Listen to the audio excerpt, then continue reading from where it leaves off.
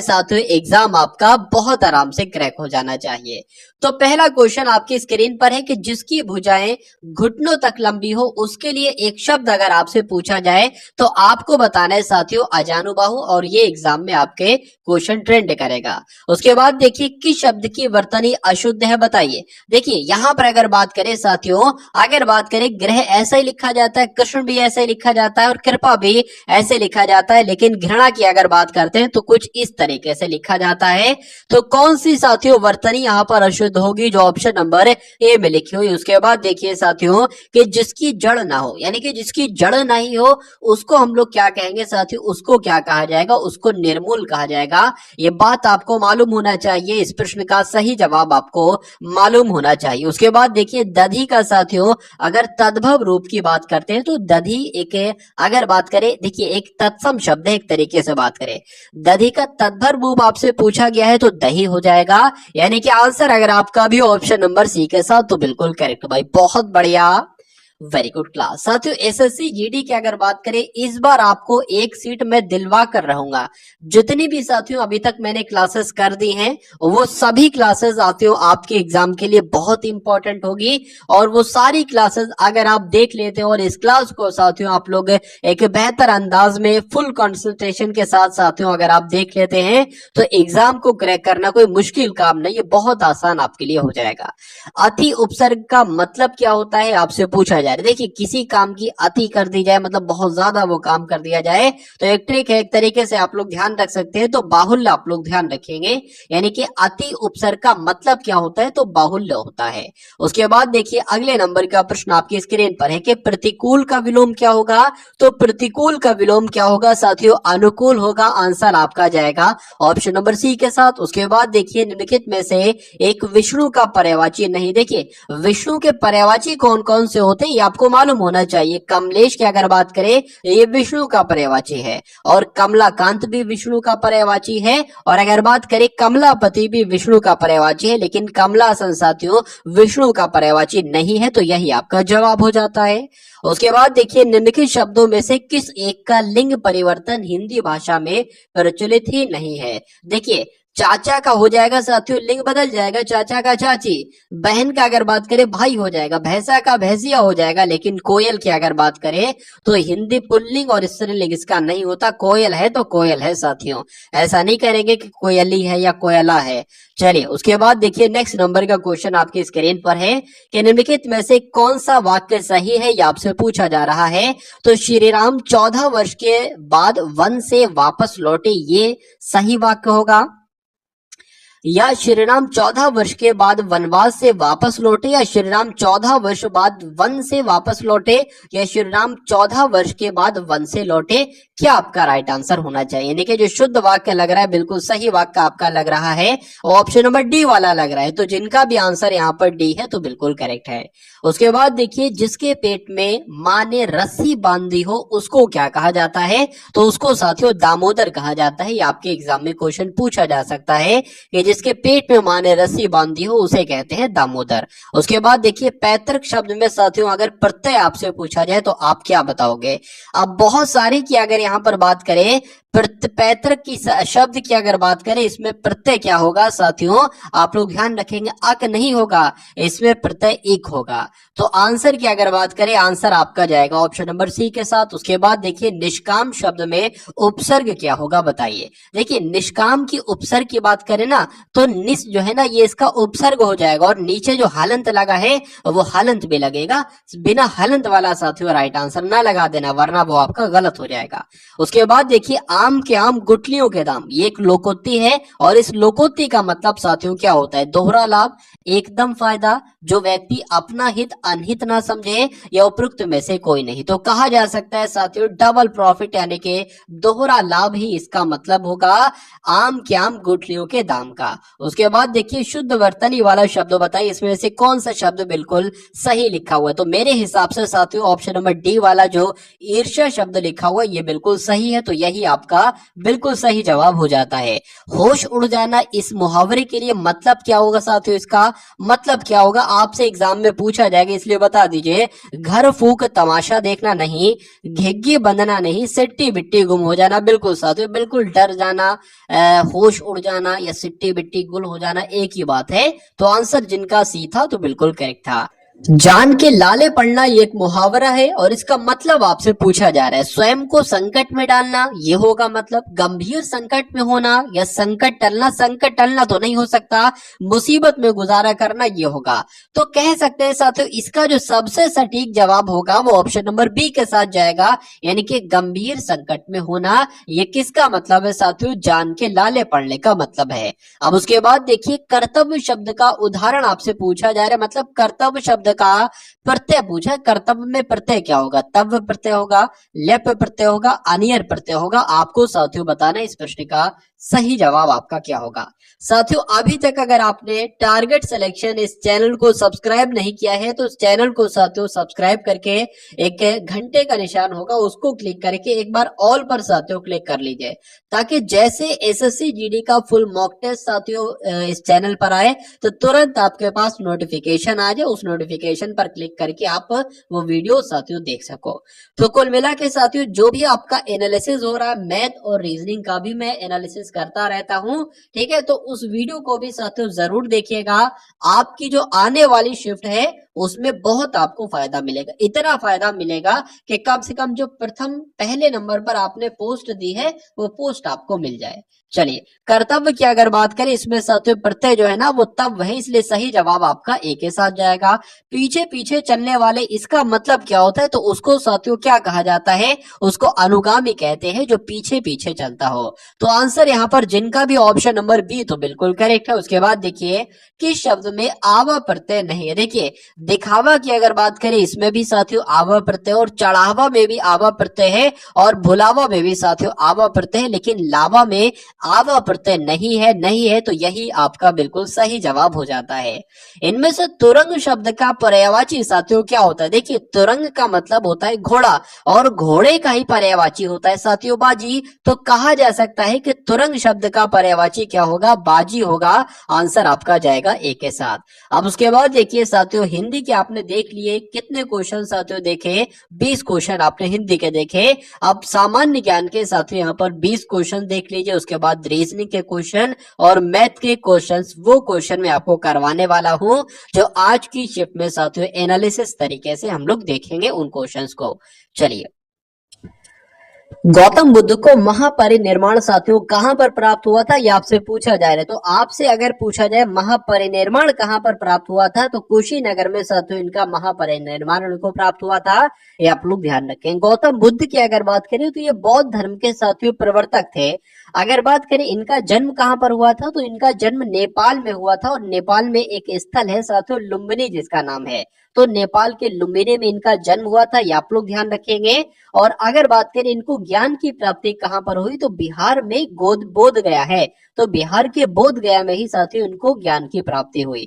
और अगर बात करें ये महापरिनिर्वाण क्या है, तो मृत्यु को ही कहा जाता है। अगर आपसे पूछे इनकी मृत्यु कहां पर हुई थी तब भी आपको कुशीनगर बताना है, और पूछा जाए महापरिनिर्वाण इनको प्राप्त कहां पर हुआ था तब भी आपको साथियों कुशीनगर ही बताना है।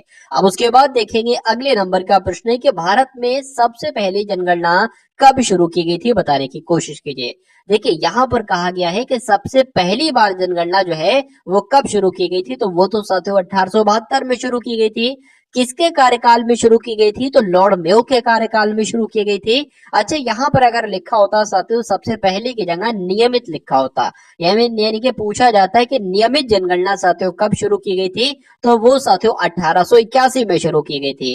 किसके कार्यकाल में शुरू की गई थी, तो लॉर्ड रेपन के कार्यकाल में शुरू की गई थी, ये भी आपको मालूम होना चाहिए। 2 सवाल और आपसे पूछे जाते हैं एग्जाम में।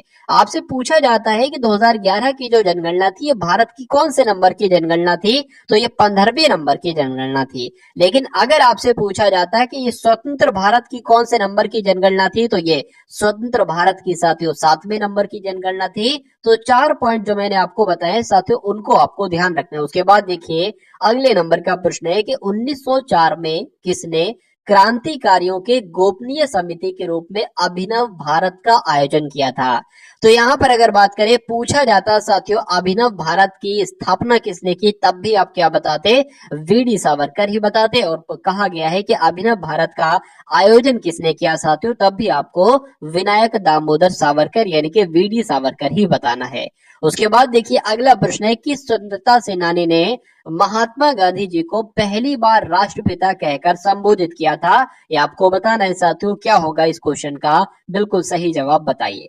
चलिए, तो सुभाष चंद्र बोस साथियों इस प्रश्न का बिल्कुल सही जवाब हो जाता है।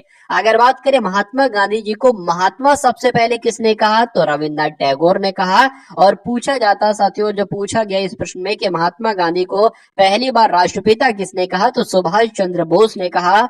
यह बात आपको साथियों मालूम होना चाहिए। अब उसके बाद देखिए कि अंतरराष्ट्रीय शांति और सुरक्षा को बढ़ावा देने से संबंधित प्रावधान भारतीय संविधान के निम्नलिखित में से किसके एक भाग के रूप में उल्लिखित हैं। तो किसके भाग में साथियों रूप के रूप में उल्लिखित है, राज्य के नीति निदेशक सिद्धांत के रूप में उल्लिखित हैं। तो आंसर आपका अगर है साथियों ऑप्शन नंबर बी के साथ, तो बिल्कुल करेक्ट है। 73वें संविधान संशोधन 1992 के द्वारा भारतीय संविधान में किसके शीर्षक से एक परिच्छेद 9 जोड़ा गया, जो अनुच्छेद 243 से 243 ओ के प्रावधानों को कवर करता है। तो किसकी बात चल रही है साथियों, आप लोग ध्यान रखेंगे, पंचायत की बात चले, यानी कि यहाँ पर खाली जगह में साथियों पंचायत शब्द आएगा तो ये वाक्य आपका पूरा होगा। उसके बाद देखिए इनमें से कौन सा राज्य पालघाट दर्रे से आपस में जुड़े हुए हैं। तो कौन कौन से राज्य साथियों पालघाट दर्रे से आपस में जुड़े हुए हैं, तो केरल और तमिलनाडु। आप लोग ध्यान रखेंगे ये पालघाट दर्रे से जुड़े हुए, आंसर आपका जाएगा बी के साथ। उसके बाद देखिए काराकोरम पर्वत श्रृंखला में सबसे ऊंची चोटी कौन सी है, बताइए। तो काराकोरम पर्वत श्रृंखला में सबसे ऊंची चोटी साथियों कौन सी है, माउंट केटू है। ये आपको मालूम होना चाहिए। आंसर आपका जाएगा ऑप्शन नंबर बी के साथ। और जिनका भी आंसर यहाँ पर बी है तो बिल्कुल करेक्ट है। इसकी ऊंचाई की बात करें तो 8611 मीटर इसकी ऊंचाई है, ठीक है ना। चलिए अब उसके बाद देखिए अगले नंबर का क्वेश्चन है कि सागौन के जंगल भारत के निम्नलिखित में से किस राज्य में, सागौन के जंगल साथियों किस राज्य में है, कुल मिला के ये आपको बताना है। तो कहां पर है, ये तो मध्य प्रदेश में है, इसलिए सही जवाब आपका जाएगा ऑप्शन नंबर बी के साथ। निम्नलिखित में से कौन भारत का सबसे बड़ा राष्ट्रीय उद्यान है, बताने की कोशिश करेंगे, बताइए। देखिए अगर बात करें यहाँ पर हम लोग हेमिस राष्ट्रीय उद्यान की, हेमिस नेशनल पार्क की जब हम बात करते हैं साथियों, तो ये भारत का सबसे बड़ा राष्ट्रीय उद्यान है, ये आप लोग ध्यान रखेंगे। और पूछा जाए ये कहां पर है, तो ये लद्दाख में है। कहां पर है साथियों, लद्दाख में है। और अगर आपसे पूछा जाए सुंदरवन राष्ट्रीय उद्यान कहां पर है, तो पश्चिम बंगाल में। जिम कार्बेट राष्ट्रीय उद्यान कहां पर है, तो उत्तराखंड में। और गिर राष्ट्रीय उद्यान कहां पर है, तो ये गुजरात में है। उसके बाद देखिए भारतीय अर्थव्यवस्था का मेरुदंड किस क्षेत्र को कहा जाता है, तो किस क्षेत्र को कहा जाता है साथियों, कृषि क्षेत्र को ही भारतीय अर्थव्यवस्था का मेरुदंड कहा जाता है। तो जिनका भी आंसर यहाँ पर डी, तो बिल्कुल करेक्ट है। उसके बाद देखिए कि इनमें से किस प्रकार की अर्थव्यवस्था में संसाधनों पर निजी अधिकार होते हैं और आर्थिक गतिविधियों का मुख्य उद्देश्य लाभ अर्जित करना होता है। तो किसकी बात चल रही है साथियों, आप लोग ध्यान रखेंगे, पूंजीवादी की यहाँ पर बात चल रही है। इनमें से किस प्रकार की अर्थव्यवस्था में, तो जो पूंजीवादी अर्थव्यवस्था होती है ना, इसमें संसाधनों पर निजी अधिकार होता है और आर्थिक गतिविधियों का मुख्य उद्देश्य जो होता है वो लाभ कमाना होता है, ये आप लोग ध्यान रखेंगे।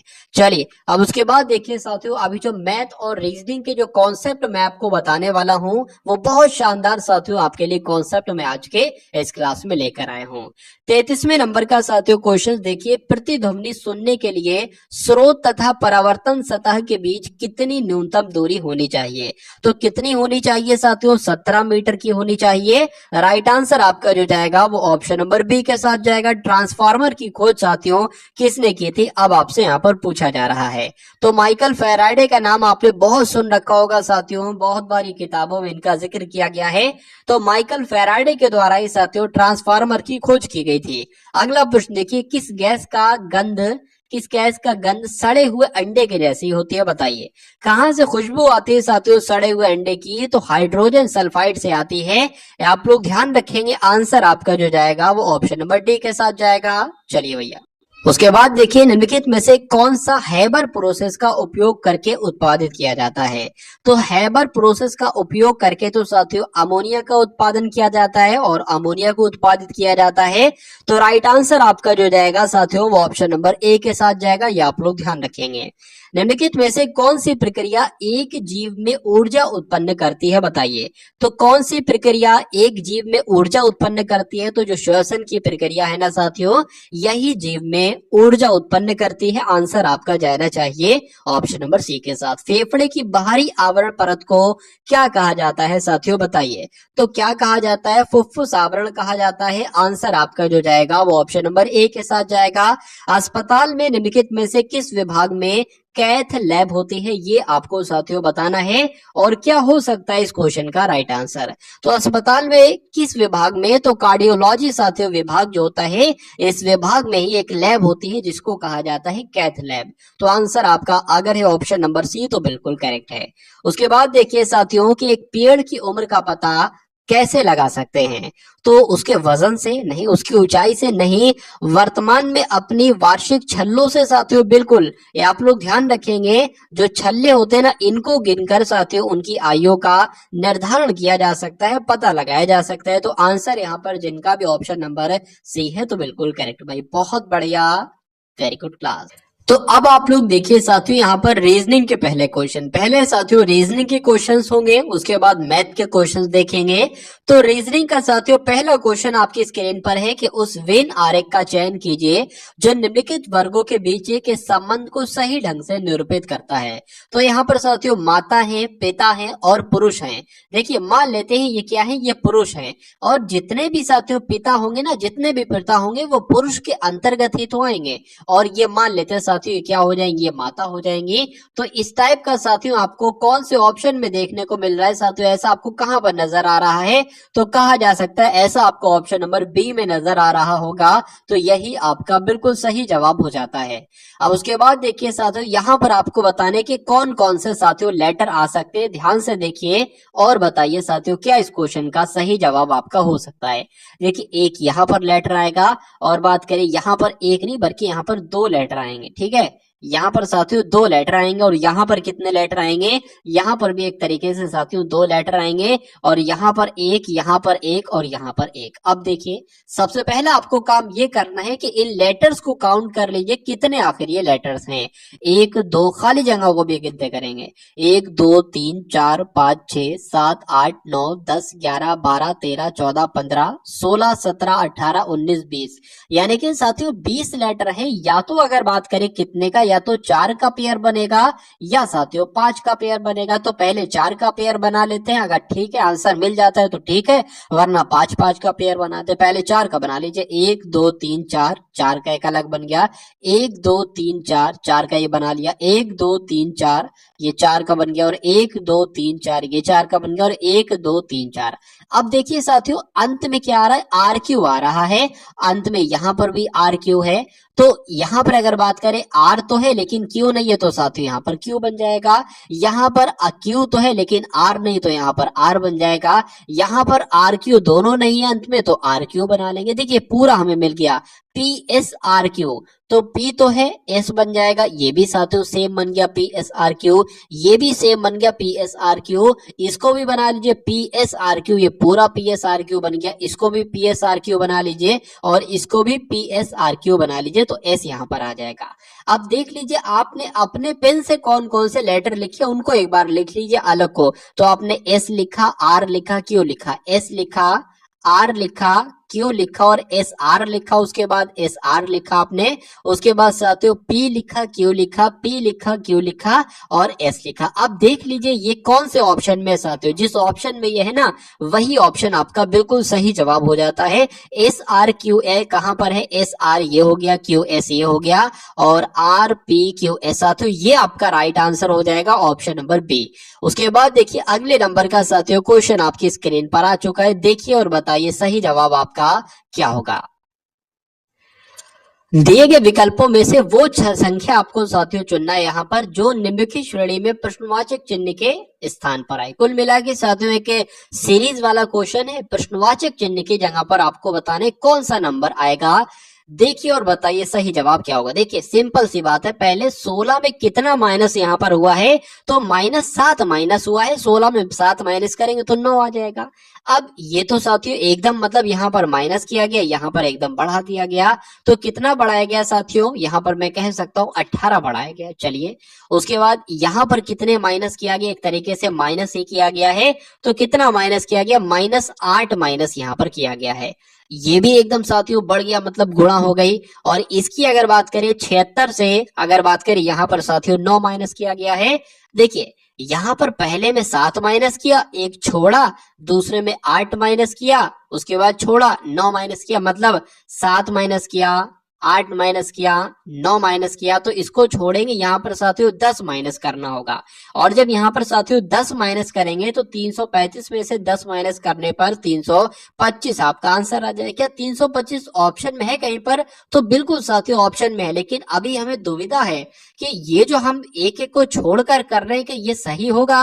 अब अगर बात करें, देखिए ये 9 से आपको इतना तो आपको पता चल गया, इसका इसका ठीक है ना, इसका ये तो आपको पता चल गया, लेकिन अब इसका मतलब क्या होगा, ये यहां पर अगर बात करें 9 तिया आपका कितना होता है साथियों, 27 होता है, तो 9 से 27 हुआ, 9 तिया 27 हो गया। उसके बाद क्या साथियों 19 तिया 27 होता है, तो नहीं साथियों 19 चौक साथियों कितना होता है, ये 76 होता है। देख लीजिए ठीक है, 19 चौक आपका मतलब इसकी गुणा 4 से हो जाएगी, ठीक है, और इसकी गुणा साथियों किससे हो जाएगी, 67 की अगर बात करते हैं तो 5 से आप गुणा करोगे, 7 पंजे 35, 35 आ जाएगा, 35 का 5 आ जाएगा, 3 चला जाएगा, 6 पंजे 30 और 3 33 है। तो ये ऐसे होगा साथियों, मतलब इसकी गुणा 3 से, फिर अगले नंबर 4 से, फिर इसकी नंबर 5 से, और नीचे जो खेल चल रहा है वो 7 माइनस किया, फिर 8 माइनस किया, फिर 9 माइनस किया, तो फिर 10 माइनस करेंगे, तो ये नंबर बिल्कुल साथियों सही है और आंसर आपका ऑप्शन नंबर सी के ही साथ जाएगा। भाई बहुत बढ़िया, वेरी गुड क्लास। अब उसके बाद देखिए साथियों एक कथन आपके सामने, एक नहीं बल्कि 2 कथन आपके सामने हैं और 2 ही निष्कर्ष आपके सामने हैं। सबसे पहले आपको साथियों कथनों को पढ़ना है और फिर उसके बाद उसके अकॉर्डिंग निष्कर्ष देखिए और मुझे बताइए कि कौन सा निष्कर्ष सही है और कौन सा निष्कर्ष गलत है। पहले कथन में लिखा हुआ है कि कुछ तारे ग्रह हैं, तो ये मान लीजिए साथियों क्या हो जाएंगे, ये तारे हो जाएंगे। और मान लेते हैं साथियों क्या, इतने इतने तारे क्या हैं, इतने तारे ग्रह हैं, तो ये साथियों तारे हो गए और ये क्या हो गए, ये आपके साथियों ग्रह हो गए। उसके बाद कहा है कुछ ग्रह धूमकेतु हैं, तो मान लेते इतने ग्रह साथियों क्या हो जाएंगे, इतने ग्रह आपके साथियों क्या हो जाएंगे, धूमकेतु हो जाएंगे। अब निष्कर्ष पढ़िए और निष्कर्ष को देखकर बताइए कौन सा निष्कर्ष सही है। कुछ धूमकेतु ग्रह हैं, कुछ धूमकेतु, बिल्कुल साथियों इतने धूमकेतु क्या है, ग्रह है, ये बिल्कुल सही हो जाएगा। सभी तारे धूमकेतु हैं, तो तारे तो साथियों यहाँ पर हैं और धूमकेतु यहाँ पर है, दूर दूर तक कोई नाता नहीं, कोई रिश्ता नहीं, तो ये आपका गलत हो जाएगा साथियों। कुल मिला के अगर बात करें कथन एक सही है। और ऐसा कहां पर लिखा हुआ है, ऐसा कहां पर लिखा हुआ है साथियों, ऐसा तो आपका ऑप्शन नंबर डी में आपको नजर आ रहा होगा। तो एग्जाम में साथियों इस टाइप का क्वेश्चन आपसे पूछा जाएगा तो आपको छोड़ के नहीं आना है, बल्कि उस क्वेश्चन का सही जवाब देकर आना है। चलिए अब उसके बाद देखिए साथियों यहाँ पर अगर बात करें लिखा हुआ है कि जिनके फलकों पर 1 से 6 तक, ये तो लिखा ही होता है साथियों, 1 से 6 तक फलक होंगे, उस संख्या का पता लगाइए जो संख्या 6 वाले फलक के विपरीत है। चलिए तो इसको भी देख लेते हैं साथियों क्या इसमें है क्या नहीं है। 6 के विपरीत आपको बताना है। मान लीजिए अगर ये 2 है, 2 का विपरीत क्या होगा, 2 का विपरीत इधर वाला होगा, 3 के उधर वाला होगा, ठीक है ना। तो ऐसे ही साथियों 6 का विपरीत आपसे पूछा जा रहा है। अब मुझे एक बात बताइए कि यहाँ पर कोई ऐसा नंबर है जो सेम सेम हो, बिल्कुल 3 यहाँ पर भी है और 3 यहाँ पर भी है, तो इस वाले का हम लिख लेते हैं साथियों, एक तो ये वाला 3 हो जाएगा और ये 3 वाला हो जाएगा। अब 3 के बाद कौन सा आई है, दक्षिणावर्त में घुमाइए जरा, 3 के बाद 1 आया है तो 1 लिख लेंगे, 1 के बाद 4 आया है तो 4 लिख लेंगे। उसके बाद दूसरा काम, ये 3 है ना, 3 के बाद क्या आया है तो 2 आया है, 2 लिख लेंगे, और 2 के बाद क्या आया है साथियों, 5 आया है तो 5 लिख लेंगे। इसका मतलब ये होता है, हमें ये पता चल गया कि 4 का अगर विपरीत आपसे पूछा जाता तो आप 5 बताते, अगर 1 का विपरीत आपसे पूछा जाता तो आप 2 बताते, लेकिन यहाँ पर 3 का विपरीत पूछा गया, 3 का नहीं साथियों, 6 का विपरीत पूछा गया है। तो अगर बात करें साथियों, अब बचा ही क्या, अब बचा क्या, 1 भी हो गया, 2 भी हो गया, 3 भी हो गया, 4 भी हो गया, 5 भी हो गया, तो 3 का विपरीत पूछा गया है साथियों, जाहिर सी बात है यहाँ पर 6 नंबर ही आएगा मजबूरन, क्योंकि 6 ही साथियों नंबर होते हैं टोटल। तो कुल मिला के अगर बात करें साथियों, यहाँ पर अगर बात करें कुल मिला के, मतलब कुल मिला के 6 वाला आपसे पूछा गया था, 6 का विपरीत क्या होगा, तो 6 का विपरीत जो होगा ना साथियों, वो एक तरीके से 3 ही होगा, ठीक है ना, 3 ही होगा, तो 3 ही आपका राइट आंसर जाएगा। और जिनका भी आंसर यहाँ पर ऑप्शन नंबर ए है तो बिल्कुल करेक्ट भाई, बहुत बढ़िया, वेरी गुड क्लास। चलिए अब उसके बाद देखिए साथियों, यहाँ पर मैं आपको दिखला देता हूँ थोड़ा सा जूम करके यहाँ पर, चलिए अब यहाँ पर देखिए साथियों और बताइए सही जवाब क्या है। यहाँ पर आपको जो ये आकृति आपको ये नजर आ रही है ना, आपको बताना है ये आकृति आपको कहां पर दिख रही है, ऑप्शन नंबर ए में, बी में, सी में, या आपको कहां पर दिख रही है साथियों, डी में, ये आपको देखना है और बताना है साथियों आपका सही जवाब यहाँ पर क्या हो सकता है। चलिए देखिए यहाँ पर अगर बात करें, एक यहाँ पर एक आयत टाइप का है, ठीक है, तो क्या आपको यहाँ पर आयत दिख रहा है, ये तो ऊपर को आयत है और ये नीचे को है, यहाँ पर तो बिल्कुल उल्टा है, तो ये नहीं हो सकता। यहाँ पर आयत तो है साथियों, लेकिन उसके ऊपर ये चौकोर टाइप का है, उसके ऊपर ये नहीं है, तो ये भी नहीं हो सकता। यहाँ पर अगर बात करें, यहाँ पर साथियों आपको आयत भी नजर आ रही है, यहाँ पर आपको ये भी ऐसा ऊपर को नजर आ रहा है जैसे यहाँ पर है, लेकिन यहाँ पर थोड़ा सा गैप है, यहाँ पर कोई गैप नहीं है साथियों। लेकिन आप जो यहाँ पर देखेंगे चौकोर है बिल्कुल साथियों, एक ऊपर टेढ़े में चौकोर यहाँ पर भी है, और यहाँ पर थोड़ा सा गैप भी है, और साथियों ये जीरो टाइप का भी बना हुआ है जैसे यहाँ पर बना हुआ है।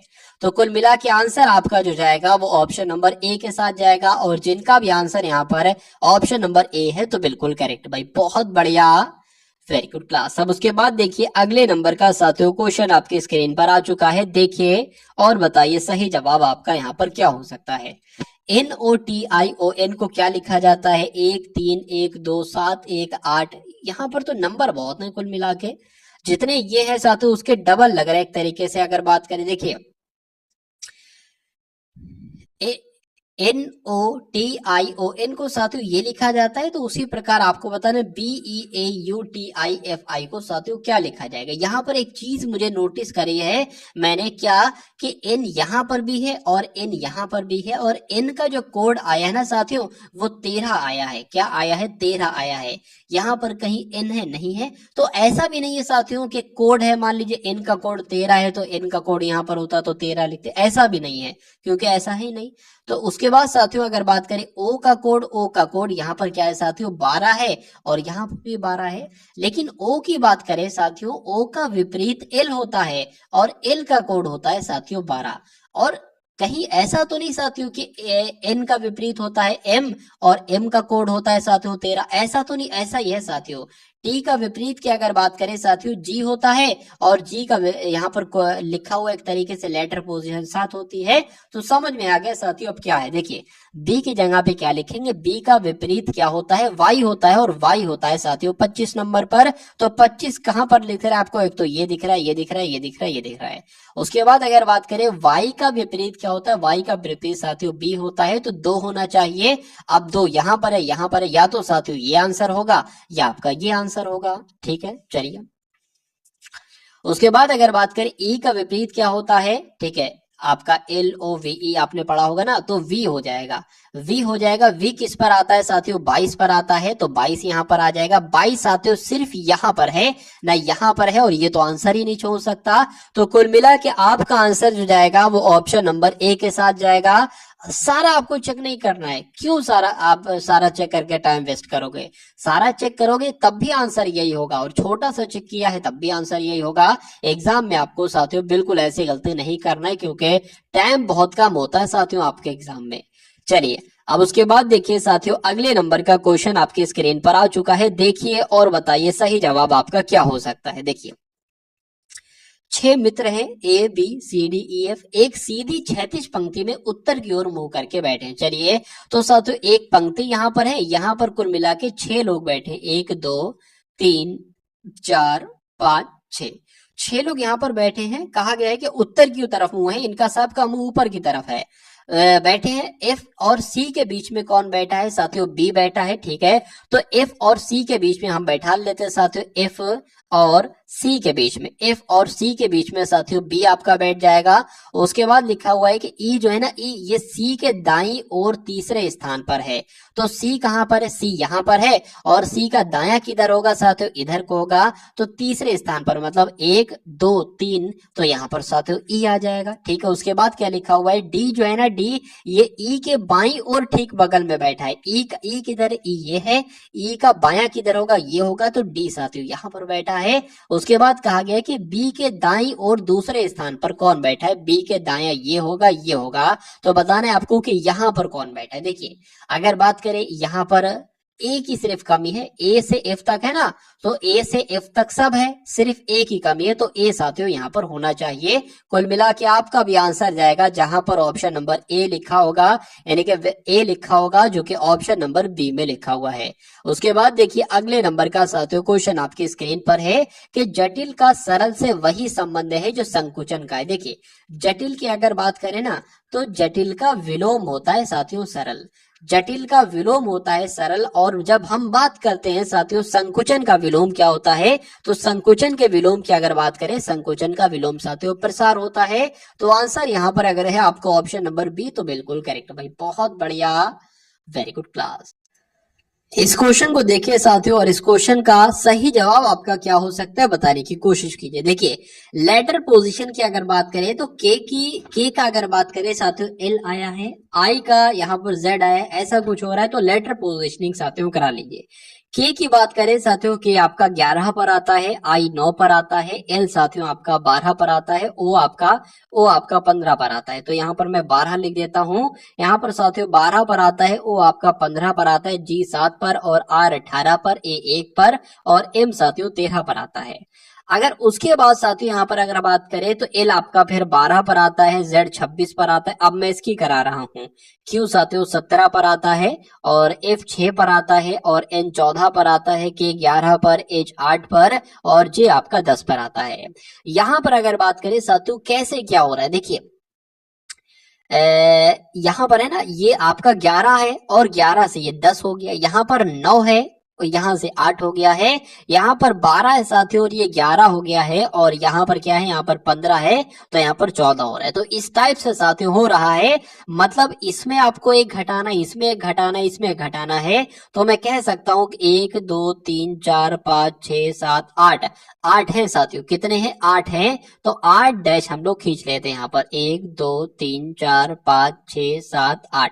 अब ए में से अगर एक घटाएंगे ना साथियों तो कितना आएगा? तो जेड आएगा, तो यहाँ पर जेड आएगा। अब ऑप्शन में से देखिए कहां पर जेड है साथियों, तो ऑप्शन नंबर डी में जेड है, तो यही आपका राइट आंसर है।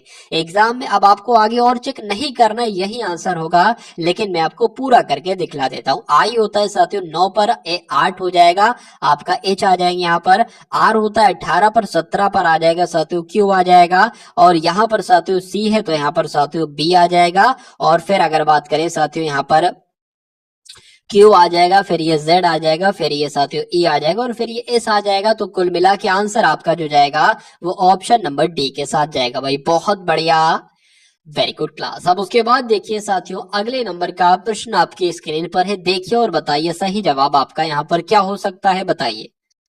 चलिए यहाँ पर अगर बात करें, एक वस्तु के अंकित मूल्य पर 10% की और 5% की क्रमिक छूट देने के बाद वो वस्तु 3420 रुपए में बेची जाती है। वस्तु का अंकित मूल्य आपसे पूछा जा रहा है। अच्छा, ये जो छूट दी गई ना, ये अंकित मूल्य पर ही छूट दी गई है। मान लेते हैं साथियों अंकित मूल्य, हम यहाँ पर अंकित मूल्य पूरा पूरा लिखें या एक्स लिख दें, यहाँ पर एक्स लिख देते हैं, ज्यादा आसान रहेगा, बार बार अंकित मूल्य बहुत लंबा चौड़ा नहीं लिखना पड़ेगा। तो अंकित मूल्य पर 10% की छूट दी गई, यानी कि 90 रुपए में वो दिया गया, 90% प्रतिशत में वो दिया गया तो 90/100 आ जाएगा। उसके बाद कहा गया कि फिर से 5% की छूट दी गई, यानी कि साथियों फिर वो 95 रुपए में दिया गया, यानी कि 95% में दिया गया। और ये दो छूटे देने के बाद वो वस्तु साथियों 3420 रुपए में बेची जाती है, यानी कि बराबर 3420 आ जाएगा। अब अंकित मूल्य आपसे पूछा जा रहा है ना, और अंकित मूल्य आपका x है, तो इसको पूरे को कैलकुलेट करो और x का मान निकाल दो, वही आपका आंसर हो जाएगा। अब इसको छोटा कर लीजिए, 0 से 0 कट जाएगा, 5 दूना आपका 10 हो जाएगा, और 5 एकम 5, 5 नीम आपका 45 हो जाएगा। अब अगर बात करें साथियों x बराबर क्या आ जाएगी, ये 3420 है, 3420 ऐसा ही हो जाएगा। अगर बात करते साथियों ये 10 है और ये साथियों 20 है, तो यहाँ पर कुल मिला के 200 आपका आ जाएगा। और नीचे साथियों क्या आ जाएगा, नीचे आपका 19 आ जाएगा, और कितना आ जाएगा साथियों, 9 आ जाएगा। इतनी सी बात है साथियों। चलिए अब अगर बात करें ना साथियों, देखिए 3 से कट कर लेना, 3 एकम 3, 3 3 9 हो जाएगा, और 3 एकम 3, 3 एकम 3 इसको कट कर रहे हैं, 3 एकम 3, 3 एकम 3, 3 चौक आपका 12, और ये 0 हो जाएगा। फिर से एक बार कोशिश कीजिए 3 से कट करने की, तो 3 3 आपका क्या हो जाएगा साथियों, 9 हो जाएगा, 2 बचेगा, 3 7 21, 3 8 24 हो जाएगी, आ जाएगा। तो अब अगर बात करें साथियों, क्या आपके सामने देखिए 19 एकम 19, 19 दूना आपका 38 हो जाएगा, यानी कि 20 की गुणा 200 से करना है, तो 2 दूना 4, यानी कि 4000 आपके इस प्रश्न का बिल्कुल सही जवाब हो जाता है। तो जिनका भी आंसर यहाँ पर ऑप्शन नंबर सी है, तो बिल्कुल करेक्ट भाई, बहुत बढ़िया, वेरी गुड क्लास। अब उसके बाद देखिए साथियों, अगले नंबर का क्वेश्चन आपके स्क्रीन पर है, देखिए और बताइए सही जवाब आपका यहाँ पर क्या हो सकता है। चलिए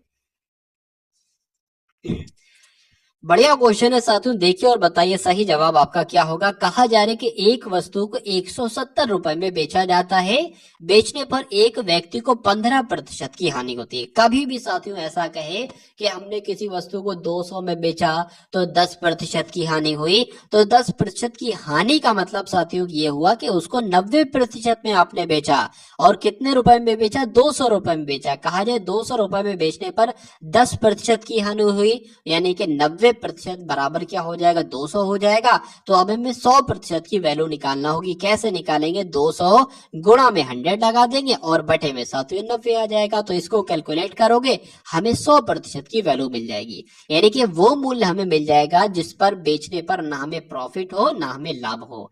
अब अगर बात करते हैं साथियों इस क्वेश्चन की, तो 15% की हानि होती है, यानी कि उस वस्तु को 85% में बेचा जाता है, और प्रश्न में दिया गया उसको 170 में बेचा जाता है। ठीक है, तो यहां पर अगर बात करें उसका क्रय मूल्य एक तरीके से क्या होगा, तो 100% का निकालने के लिए 170 इंटू 100 बटे में साथियों 85 आ जाएगा। ठीक है ना, 85 आ जाएगा, 17 एकम 17 हो जाएगा, 17 पंजे 85 हो जाएंगे, 5 एकम 5, 5 दूना आपका 10 हो जाएगा, 2 की 100 से गुणा करेंगे साथियों क्या आ जाएगा, 200 आ जाएगा। यानी कि कहा जा सकता है कि उस वस्तु का कॉस्ट प्राइस क्या होगा, 200 होगा, यानी कि क्रय मूल्य साथियों क्या होगा, 200 होगा। अब उसके बाद की लाइन पढ़िए कि यदि वह 206 रुपए 0.40 में बेची जाती है, तो उसे कितने रुपए का प्रॉफिट होता है। देखिए 200 में खरीदी गई, और 6 और कितने में साथियों, एक्स्ट्रा में 6, इतने रुपए का तो लाभ हुआ, 6 रुपए 40 पैसे का लाभ हुआ, एक तरीके से कह सकते हैं। लेकिन इसको प्रतिशत में आपको बदलना है, ये आपसे कहा जा रहा है। तो इसको प्रतिशत में बदलेंगे साथियों, गुणा 100 लगाएंगे, और गुणा 100 लगाएंगे, भाग देंगे क्रय मूल्य से नीचे जो आपका 200 है। 2 नंबर के बाद पॉइंट लगाए, पॉइंट गायब करेंगे, नीचे साथियों 2 जीरो बढ़ जाएगा। अब इससे ये आपका कट जाएगा, अब ऊपर आपका आ जाएगा 640, नीचे आपका साथियों आ जाएगा 200। इस जीरो से ये जीरो कट जाएगा, यहाँ पर अगर बात करेंगे 2 से कट करेंगे 32 आ जाएगी, यहाँ पर आपका 10 आ जाएगा। इस जीरो को हटाएंगे और यहाँ पर पॉइंट लगाएंगे, यानी कि अगर बात करते हैं साथियों 3.2% का प्रॉफिट होगा। और ऐसा कहां पर लिखा हुआ है साथियों, ऑप्शन नंबर डी में लिखा हुआ है। तो यही आपका बिल्कुल सही जवाब हो जाता भाई, बहुत बढ़िया, वेरी गुड क्लास। अब उसके बाद देखिए साथियों अगले नंबर का क्वेश्चन आपके स्क्रीन पर आ चुका है। क्रमशः 6 सेंटीमीटर, 8 सेंटीमीटर और 10 सेंटीमीटर भुजाओं वाले 3 ठोस धात्विक घन है। मान लेते हैं साथियों एक तरीके से घन है ये, एक घन ये हो गया, एक घन ये हो गया, एक घन ये हो गया, मान लीजिए। कहा गया है साथियों, क्या कहा गया है कि इनकी भुजाओं के बारे में साथियों बताया गया कि अगर मान लीजिए इसकी 6 भुजा है, इसकी 8 भुजा है, इसकी 10 भुजा है, तो ये 3 ठोस धात्विक घनों को अगर इन तीनों को कुल मिला के पिघलाया जाता है, ये कहा गया है कि अगर पिघलाया जाता है तो उसके बाद एक नया ठोस, मतलब इन तीनों को पिघलाकर एक नया घन मान लीजिए बनाया जाता है। तो नए घन की भुजा की माप साथियों कितनी होगी? देखिए, अगर बात करें इन तीनों का, अगर इसको पिघलाकर ये बनाया जाता है तो इसका आयतन क्या, इसका आयतन और इसका आयतन साथियों बराबर होगा, ये बात आपको ध्यान रखना है। अब साथियों बढ़ते हैं हम लोग इस सवाल के जवाब की तरफ। क्या होगा देखिए, मान लेते हैं साथियों पहले वाले का जो घन है ना उसकी भुजा कितनी है, 6 है, तो मान लेते हैं a बराबर 6 है। दूसरे वाले की कितनी है साथियों, मान लेते हैं a2 बराबर साथियों 8 है, और a3 की अगर बात करें तो कितनी है साथियों 10 है। अब यहाँ पर एक बड़ा वाला भी है, एक बड़ा वाला भी है साथियों, उसको मान लेते हैं जो इन तीनों को बनाकर बनाया जाता है ना, उसको मान लेते हैं साथियों इतना है। तो उसकी इसकी घन की भुजा, मतलब इसकी भुजा ही आपको एक तरीके से चाहिए है, ठीक है ना। तो चलिए हम लोग देख लेते हैं साथियों, यहाँ पर अगर बात करें इस ए वाले की भुजा हमको चाहिए है। अगर बात करें इसका आयतन और मैंने कहा था कि इनका आयतन बराबर है, तो इनके आयतन की बात करें, इनका आयतन प्लस ये वाले का आयतन, ये 2 है, ये 1 है, और प्लस अगर बात करें इसका आयतन, ये आपका 3 हो जाएगा, बराबर है ये, मतलब ठीक है ना। अगर बात करें अभी हमें a की वैल्यू चाहिए है, वो हम पता कर लेंगे, देखिए कैसे करेंगे। a की बात करें, a कितना है, 6 है, तो 6 का क्यूब कितना हो जाएगा साथियों, 216 हो जाएगा। a क्यूब कितना है, यानी कि 8 का क्यूब साथियों कितना हो जाएगा, आपको मालूम होना चाहिए, 512 हो जाएगा। और a3 कितना है, 10 है, तो 10 का क्यूब कितना हो जाएगा साथियों, 1000 हो जाएगा। तो इनको अगर साथियों जोड़ेंगे तो 1512 कितना हो जाएगा, 1512 हो जाएगा। और 216 अगर साथियों उसमें जोड़ते हैं तो ये 8, ये 2, ये 7, ये 1 आ जाएगा, यानी कि a क्यूब कितना आएगा साथियों, 1728 आएगा। और अगर बात करें a क्यूब 1728 का मतलब है कि ये किसी संख्या का घन होगा, तो ये 12 का साथियों घन होता है। किसका घन होता है, 12 का घन होता है। तो a बराबर कितना आ जाएगा साथियों, 12 आ जाएगा। तो 12 आपका बिल्कुल सही जवाब हो जाएगा, जो कि आपका ऑप्शन नंबर सी में। भाई बहुत बढ़िया, वेरी गुड क्लास। 75 भाग 30 ऑफ 5/7। यहाँ पर साथियों कुछ मिसिंग है, वो मैं आपको बता देता हूँ क्या यहाँ पर मिसिंग। देखिए 75 जैसे लिखा, 75 भाग यहाँ पर 30 ही आएगा। 75 भाग 30 और -3 बटे यहाँ पर 4 है, और उसके बाद ऑफ है, फिर ये सब है। अब अगर साथियों सबसे पहले अगर बात करें, सबसे पहले ये जो ब्रैकेट के अंदर इसको आप लोग सॉल्व कर लीजिए, तो 3 3 9 हो जाएगा, और 9 और 1 साथियों कितना हो जाएगा, 9 और 1 आपका 10 हो जाएगा, इनके 10/3 आ जाएगा। उसके बाद माइनस लिख दिया, 3 एकम 3, 3 और 2 साथियों 5 बटे यहाँ पर 3 आ जाएगा। अब अगर बात करते हैं नीचे तो सेम है 3, तो एक बार उतार लेंगे, ऊपर साथियों 10 - 5 आ जाएगा, तो यहाँ पर कितना आ जाएगा, 5/3 आ जाएगा। यानी कि पूरा इसको कैलकुलेट करके साथियों, इसको कैलकुलेट करके कितना आएगा, 5/3 आएगा। माइनस लगा लिया। अब अगर बात करें इसको सॉल्व करा लेते ना, ठीक है, तो 5/7 लिखा है, तो 5/7 हमने 7 लिख लिया। इस भाग का निशान हम इसको गुणा में बदल लेंगे, लेकिन गुणा में बदलने के बाद एक शर्त होती है कि इसकी उल्टा पलटी होगी। जैसे 9/14 लिखा है ना, तो 14/7 यहाँ पर 9 हो जाएगा, और -5/3 ये है। अब देखिए साथियों, 7 एकम 7, 7 दूना आपका 14 हो जाएगा, ठीक है। अब क्या हो जाएगा, 5 दूना आपका 10 हो जाएगा, और यहाँ पर नीचे आपका 9 आ जाएगा, -5/3 आ जाएगा। अब इसको साथियों आप देख लीजिए, कितना कितना आपके पास आ गया, 10/9 आ गया, -5/3 आ गया। अब यहाँ पर अगर बात करें साथियों, यहाँ पर क्या था, यहाँ पर 3/4 था, और फिर ये क्या था साथियों, फिर आपका अगर बात करें ये आपका 75 था, उसके बाद साथियों भाग 30 था, उसके बाद -3/4 था, उसके बाद यहाँ पर ऑफ था। अब यहाँ पर चूंकि साथियों ऑफ है, तो यहाँ पर इसका मतलब गुणा आ जाएगा, यानी कि 10/9 से पहले गुणा आ जाएगा, और ये 3/4 लिखा हुआ है, 3/4 साथियों लिख जाएगा। ये क्या है, ये 75/30 है ना, मतलब 75 भाग 30, तो 15 दूना 30 हो जाएगा, 15 पंजे 75 हो जाएंगे, यानी कि इसकी जगह 5/2 आ जाएगा, गुणा में 5/2 आ गया। तो अब आपके पास साथियों कितना रहा, इतना रहा जितना आपके सामने। अच्छा यहाँ पर माइनस आएगा, यहाँ पर मैंने गुणा का निशान क्यों लगा दिया, यहाँ पर तो माइनस आएगा, क्यों, क्योंकि यहाँ पर भी माइनस है। चलिए अब अगर साथियों बात करते हैं अब किसको सॉल्व कराना है, अब इसको सॉल्व करा लीजिए। 2 आ जाएगा यहाँ पर और यहाँ पर साथियों 10 आ जाएगा। तो अब आपके सामने जो आया है 5/2 माइनस 5×3 आपका 15 हो जाएगा, 5×3 15 और यह क्या हो जाएगी आपका 18 हो जाएगा, माइनस 5/3 यहाँ पर साथियों आ जाएगा। चलिए ठीक है। अब अगर बात करें साथियों इसको कैलकुलेट करा ले, इस पूरे को कैलकुलेट करा ले, 5/2 आपके पास आ गया है। अच्छा इसको और ये कट रहा है, 3 पंजे आपका 15 हो जाएगा, 3 छंग 18 हो जाएगा। अब आपके पास साथियों क्या आया, अब आपके पास आया है 5/2 माइनस 5/6 माइनस 5/3 आपके पास आ गया है। देखिए अब अगर बात करें इसको और इसको कैलकुलेट करा लेते, 6 यहाँ पर है ना, इसको भी 6 बना लो, आसान रहेगा। इसको 6 बनाओगे तो साथियों 3 से गुणा कराओगे और इसकी भी 3 से गुणा कराओगे तो कहा जा सकता है ऊपर साथियों कितना हो जाएगा, ऊपर 3 पंजे 15 आपका हो जाएगा और नीचे आपका कितना हो जाएगा 6 हो जाएगा। तो नीचे तो 6 हो जाएगा साथियों, ऊपर 15 हो जाएगा, नीचे भी 6 नीचे भी 6 तो एक बार 6 आ जाएगा और ऊपर 15 में से 5 जाएगा तो 10 आ जाएगा। यहाँ पर कितना था 5/3 था, इसको भी साथियों ऐसा करो 6 बना लो।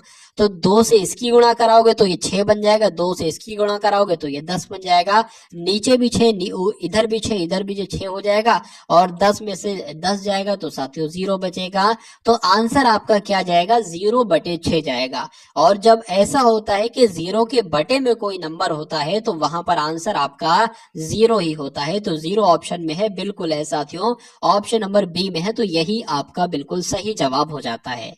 एक वस्तु का अंकित मूल्य 450 रुपए है, इसे 10%, X% और 20% की 3 क्रमिक छूटों के बाद इसको 267.30 रुपए में बेचा जाता है। X का मान आपसे साथ यहाँ पर पूछा जा रहा है। देखिए अंकित मूल्य साथियों कितना है, अंकित मूल्य है 450। इस 450 पर यानी कि इस अंकित मूल्य पर साथियों पहले जब 10% की छूट दी जाती है यानी कि इसको 90% पे बेचा जाता है, क्या कह सकते हैं 90/100 हो जाएगा।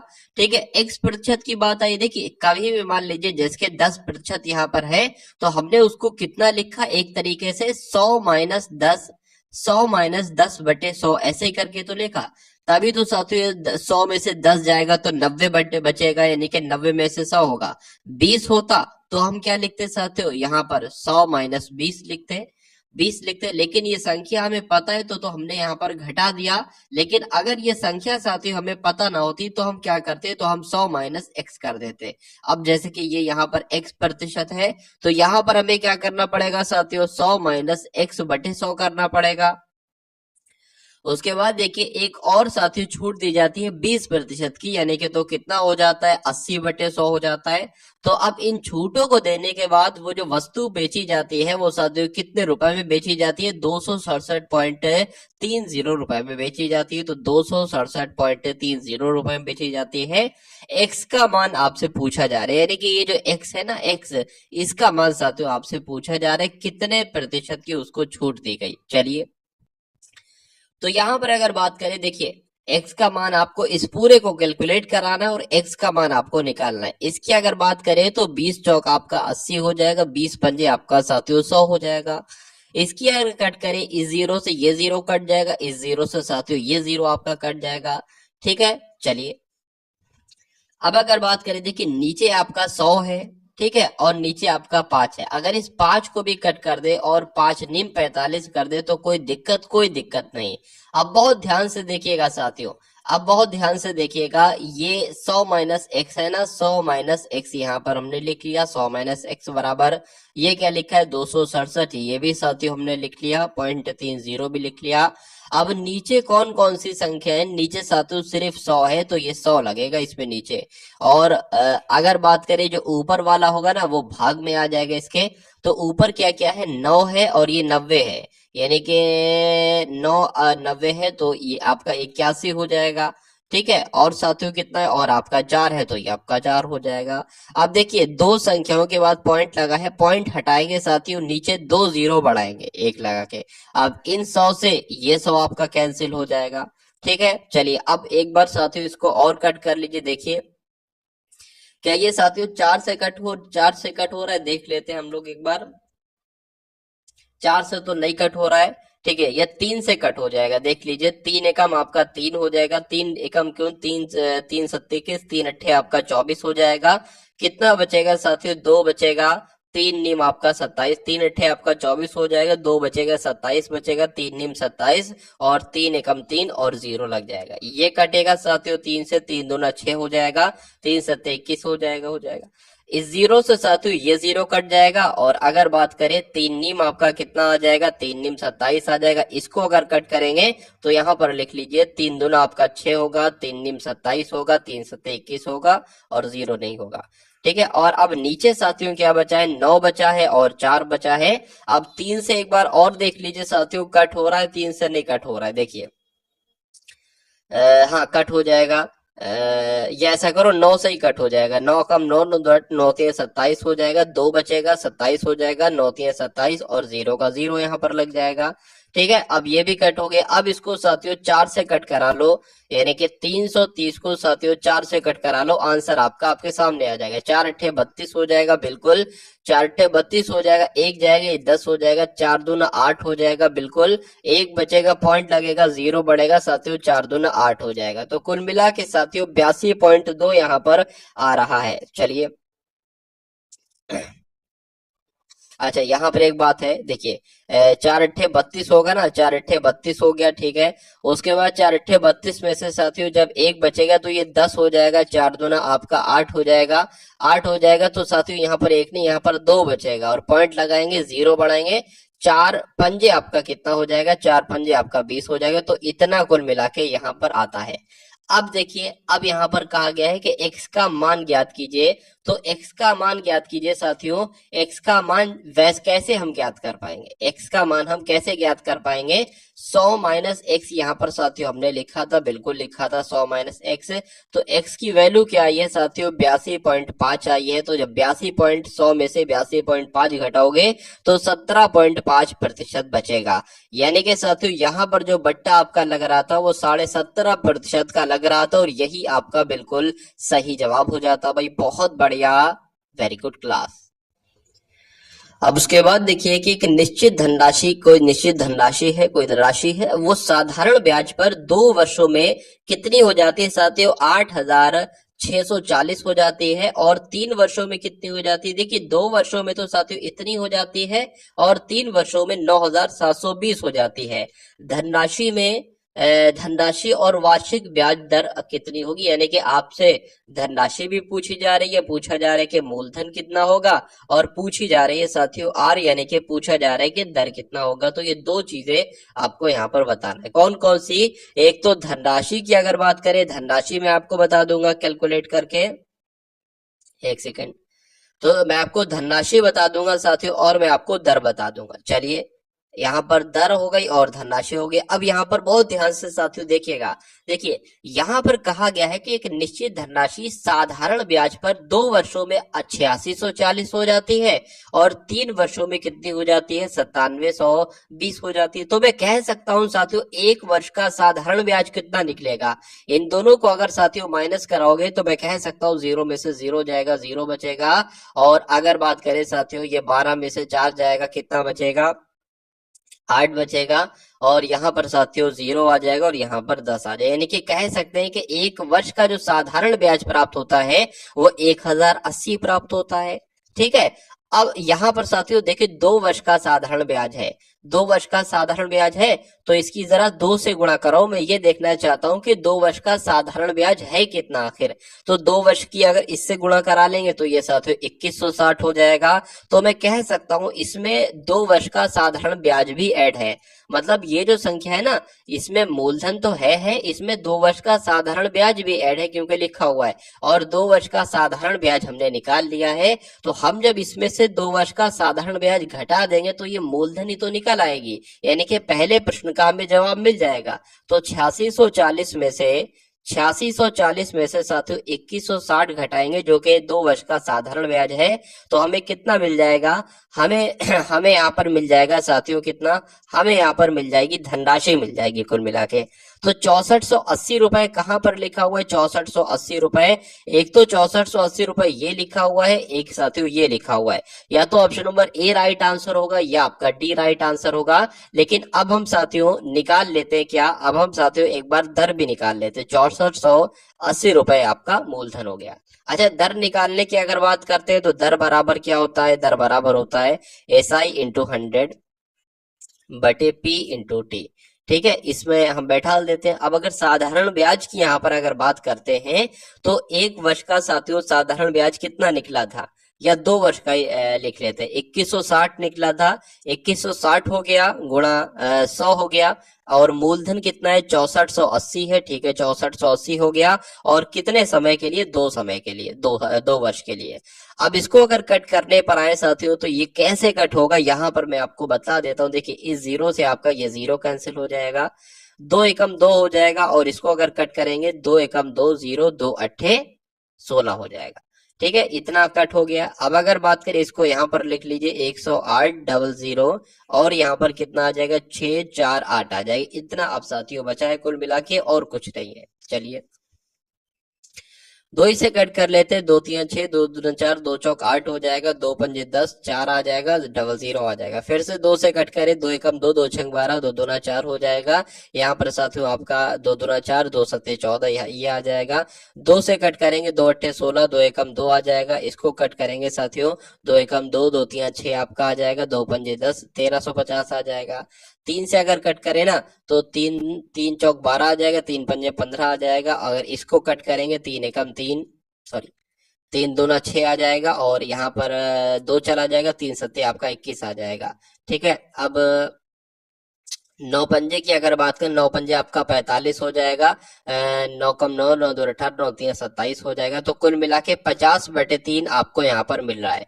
तो आर कितनी निकल रही है साथियों? आपकी 50/3 निकल रही है। तो इसको कैसे कैलकुलेट करेंगे? तो साथियों 3 आ जाएगा, 3 एकम 3 हो जाएगा, कितना बचेगा? 2 बचेगा, 20 हो जाएगा, 3 छंग 18 हो जाएगा, कितना बचेगा? 2 बचेगा। तो आर भी साथियों निकल गई। आर कितनी आती है साथियों? 16 सही 2/3 आती है। तो 16 सही 2/3 कहां पर लिखी हुई है? ऑप्शन नंबर डी में लिखी हुई। तो यही आपका बिल्कुल सही जवाब हो जाएगा। और मूलधन तो हमने पहले ही निकाल लिया था, तो जिनका भी आंसर यहाँ पर डी है तो बिल्कुल करेक्ट है।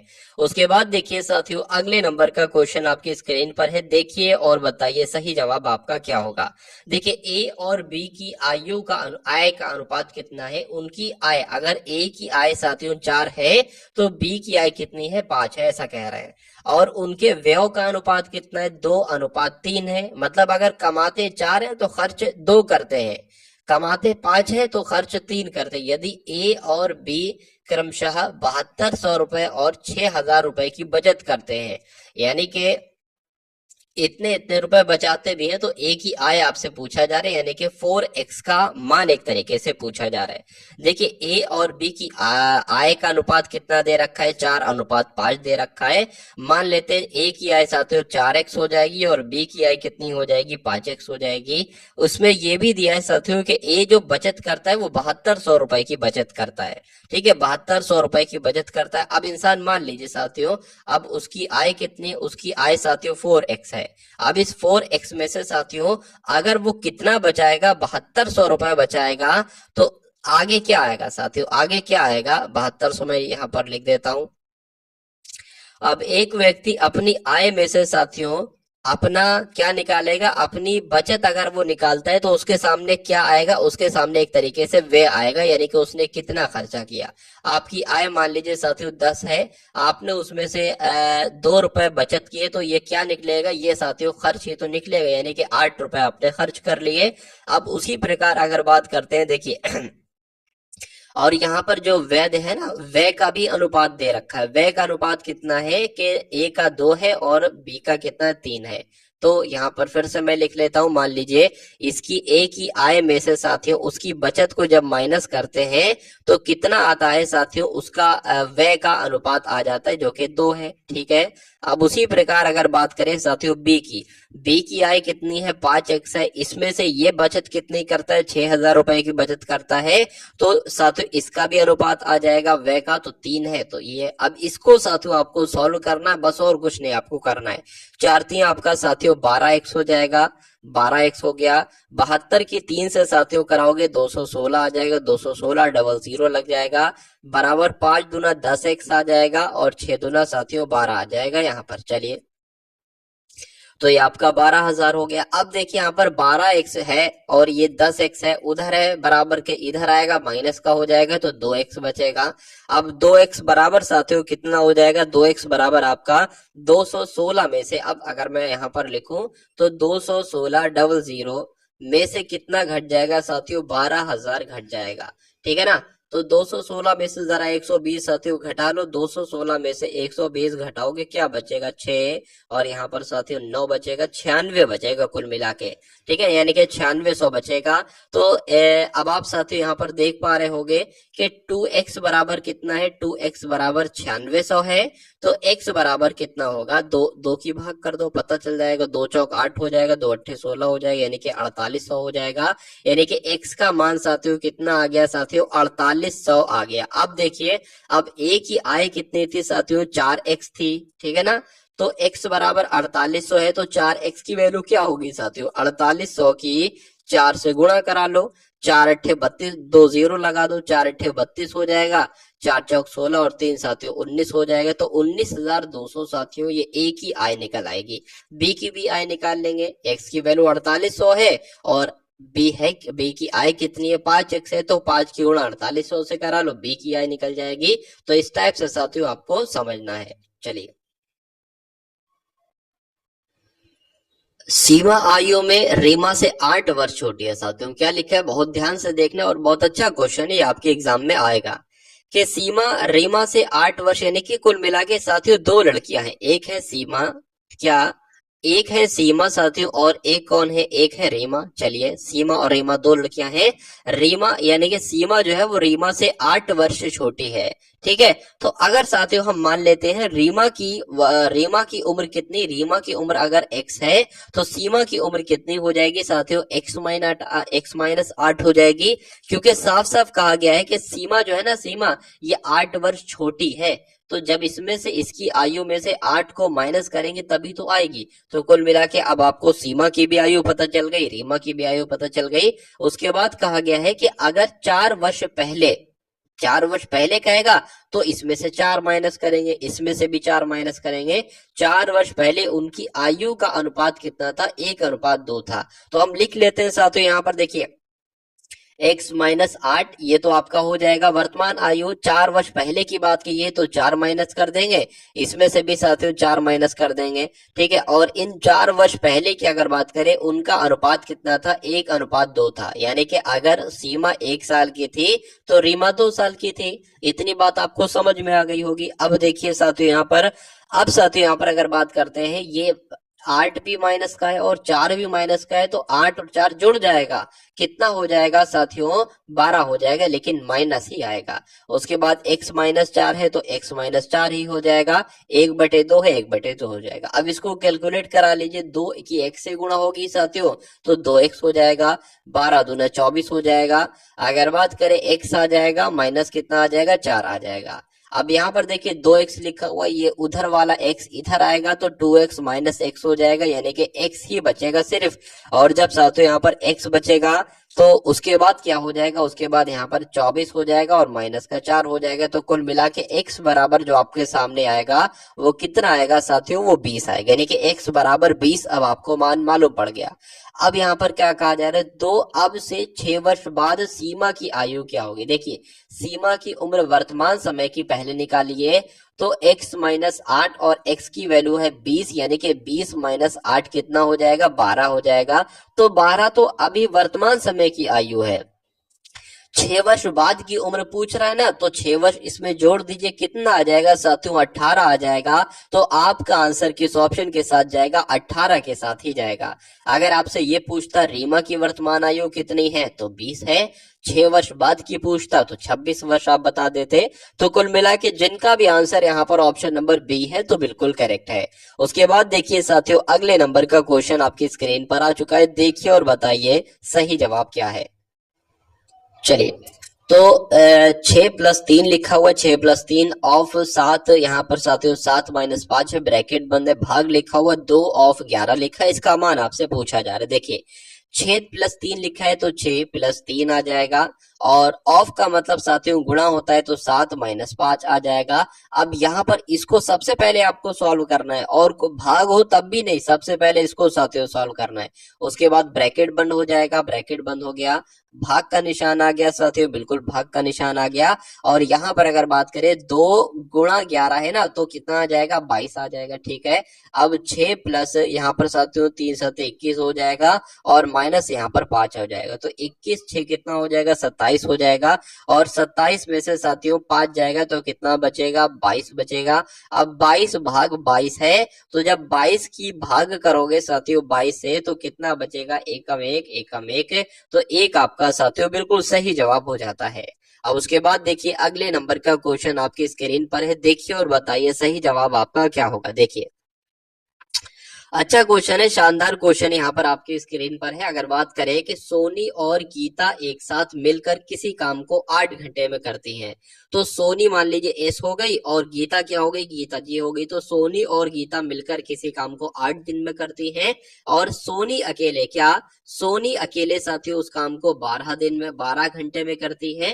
गीता अकेले अगर उस कार्य को करे, गीता अकेले अगर उस कार्य को करे तो कितने घंटे में समाप्त करेगी, आपसे पूछा जा रहा है। तो साथियों उसके बाद सेकंड स्टेप आपको करना होता है, यहाँ पर एक ऐसा नंबर लेना होता है जो कि 8 के पहाड़े में भी आए और 12 के पहाड़े में भी आए। और कितनी बार में आएगा, 8 3 24, तो 3 यहाँ लिख लोगे, 12 दूना 24, तो यहाँ लिख लोगे। तो अब आपको कुल मिला के ये पता चल गया कि एस और जी 1 घंटे में कितना काम करते हैं, 1 घंटे में 3 काम करते हैं। आपको ये पता चल गया कि एस 1 घंटे में कितना काम करता है साथियों, 2 काम करता है।